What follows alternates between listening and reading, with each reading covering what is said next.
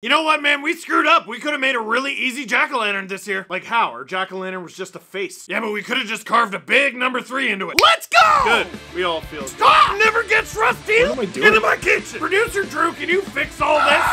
And when it comes to the Toronto Maple Leafs, you can crumple, yeet! Saw that going differently. With you wherever you are, welcome to LFR.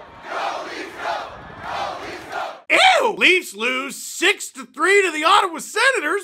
Boy, not much to like about that. Let's talk about the good. Let's talk about the bad. Spoiler, there's gonna be a little bit more bad than good. But hey, real quick, if you would like to do more good than bad, then donate to my Easter Seals page. This is the last time I'll ask you. This is the last time I'll ask you this year. I'm raffling 2 things. A pair of Leafs tickets to the Leafs-Rangers game on March 2nd. If you donate to my Easter Seals page, you are automatically entered into the raffle, no matter how much you donate. And if you've donated already, great, you're already entered into the draft. The draft? No, you're not. The raffle. The draffle. The other raffle is for a signed Mitch Marner jersey. If you go to the Rachel's Raiders page and you donate to any of my teammates, literally any of them, any dollar amount, you are automatically entered into a raffle. I almost said it again, for a signed Mitch Marner jersey. Link in the description down below. Last time I'm going to ask you, the deadline is 7 p.m. Eastern. Is that the same time I said last time? 7 p.m. Eastern tomorrow. Tomorrow is Thursday, November 9th. Actually, good chance you're watching this and it's today. So it's today! So listen, here's the good. William Nylander, whoo! Stay hot, Willie! 13-game point streak to start a season? That's so stupid. That shot, as stupid as ever. Dude's gonna score 85, 90, 95, 100 points and put up 40 goals, which is gonna cause problems of its own. But in the meantime, Robertson and Domi continue to cook.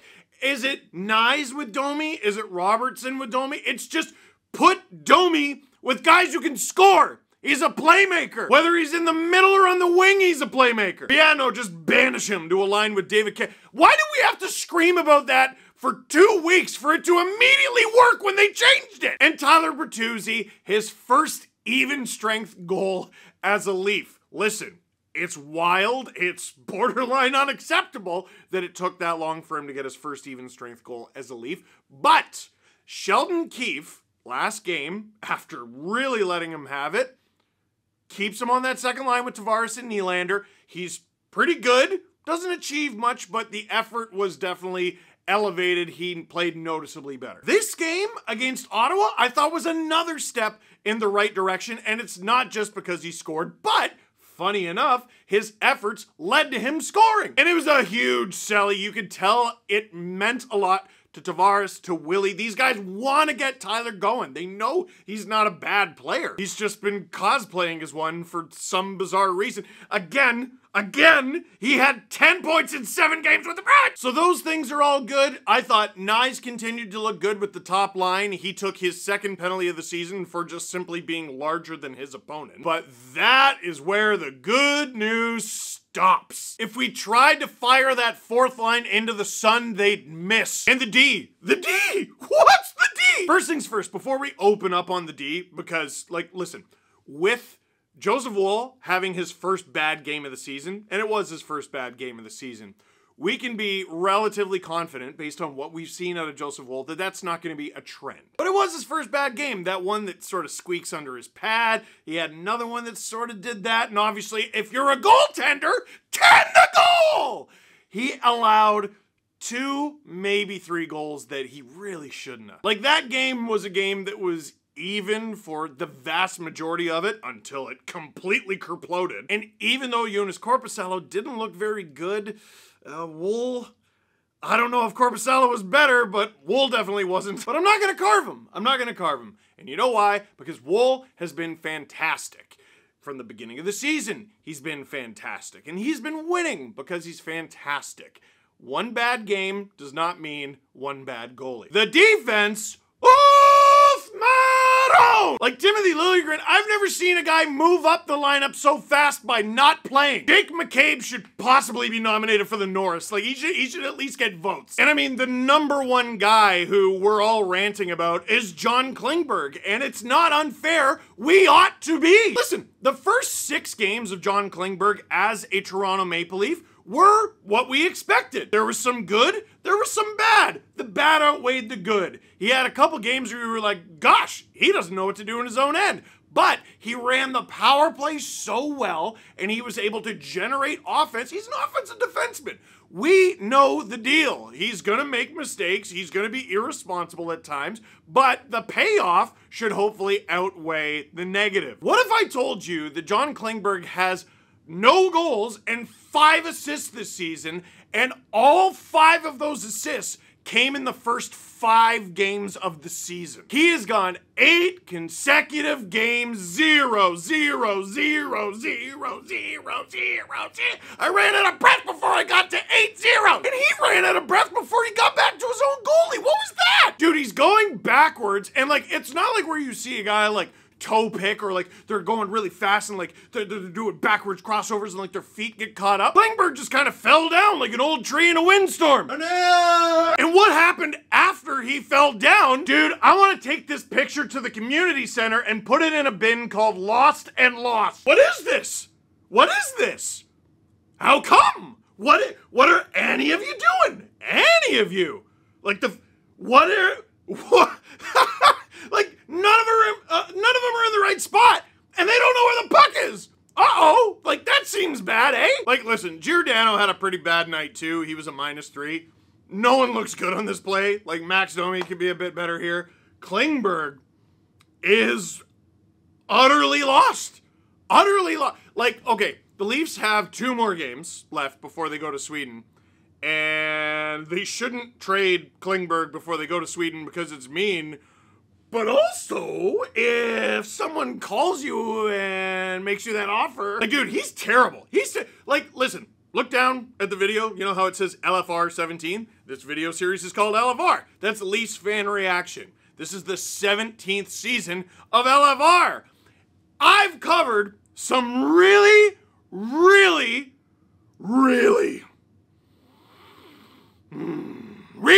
bad Leafs teams. And I'm sitting here trying to think of all the right-hand shot Dr. Frankenstein experiments that the Leafs have tried over the years, and trying to think of one as bad as John Klingberg. Like, Mike Koska, like playing with Dion Phaneuf, that wasn't great. He didn't make $4 million. I don't know if he made $4 million in his career. Klingberg's making over $4 million this season. Like, dude, Riley, Brody, if McCabe comes back, Liljegren comes back, Giordano, like even Lagesson, Connor Timmins when he's healthy, like even Simone Benoit, like Klingberg is not in the top 8 Leafs defensemen. Sheldon Keefe sent Max Lajoie to the friggin' moon because he made one mistake in less than 5 minutes of ice time, and he said, that's enough. I've seen enough. I didn't like that. That's enough of you. Don't trust you. Which just goes to show that a contract can keep you in the league. What happened? What happened with this guy? Like I said earlier, 0 points in the last 8 games. You'd almost, not quite, but almost be able to stomach poor defensive performances like this if he was putting up points. This dude, in the 17-18 season with the Dallas Stars, had 67 points? This man?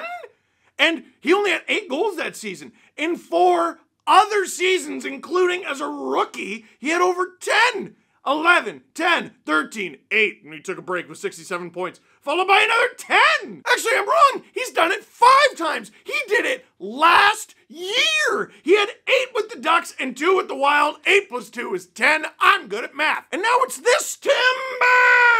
Like, what is that? Here's another miserable play from the boys in blue. What are 4 of you doing beneath the hash marks? Why are you guarding the blue paint so hard? Who is that, Gio? Get out of there. Look behind you. Guess what's behind you? You'll never believe what's behind you. That's what's behind you. It's Jacob Chychrun. Oh, come on, man. Is Guy Boucher a plant? Like, is he trying to get Keefe fired? What's going on? I want to know what Monstar alien just zapped all the defensive and hockey ability out of David Kampf. Holy cow. Like, I'm not breaking this down goal by goal because what's the bleeping point? Wool? I have faith we'll get better and we'll, not have games like that all the time.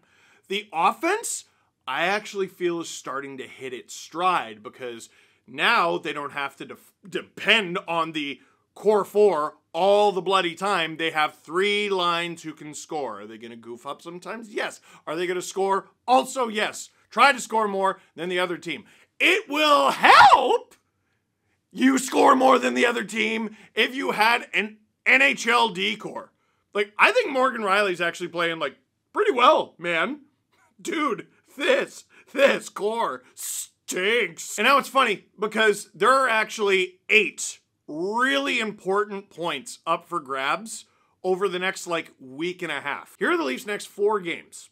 Friday, they play the Flames. Flames are struggling mightily. They won the other day, but, like, you know, there are parts of that roster that are struggling. If you don't win that, the next night you got the red-hot Vancouver Canucks. So that's a problem. Second half of your first back-to-back this season. Then you go to Sweden, right? In Sweden, and it's funny it worked out this way, the Leafs will play the Red Wings, with the Red Wings being on the second half of a back-to-back, and then they play the Wild, with the Wild being on the second half of a back-to-back. The Leafs will be the rested team for both games. I don't think it's unreasonable to ask the Leafs to go at least 2-1-1 in those games. You should probably win 3 of those 4. You really should. Also, let me throw something out there. Unpopular opinion. I know the Leafs are up against the cap, but there's 4 teams going over there. Ottawa's another one. Minnesota, obviously the Leafs, and Detroit. You should be able to bring a player with you who doesn't count against the cap. Steve, that's stupid. No, it's not. They're going to be in bloody Europe. What happens if 3 guys get hurt in the first game? You're just boned? You fly someone from Coca-Cola Coliseum to Stockholm? That's all I'm saying. That's all I'm saying. I hate that it's always Claude Giroux. Shout out for the neck guard, though. Way to go. Hey, didn't look like it bothered him much. Dude. This team has got to figure out the D. They've got to figure out how to play in tight games. They've got to figure out how to play in tied games because this D-core stinks. Oh my gosh, it stinks. I'm not convinced Max Lajoie or any other Marley would be worse than John Klingberg is right now. Catastrophic. Questions. Is it Trilover? That was clever. I like that. Dude, so Tyler Bertuzzi could work out. Max Domi looks fine. You know, now that he's not on a line that makes 0 sense. But between Klingberg and Reeves, dude, we looked up how to buy out Reeves on today's show. It would be a cap hit of $450,000 for each of the next 4 seasons after this one, which honestly might be better than having to play him. It's been 13 games. And Klingberg, man, like, I know the new guy is going to try to make a new team. These guys don't fit this team at all. He's done some good, but that's a heap of bad from Brad. He's willing to do some more good whenever he feels like it. Maybe one's coming tomorrow ahead of the back-to-back. And again, have I mentioned this before? The trip to Sweden. And to all my Swedish friends, see you in Sweden. For now, that is it for this one. Thank you very much for watching. Click like if you like this video. Click subscribe if you really liked it. Tell all your friends. Well, it was windy in Toronto today. That might explain what.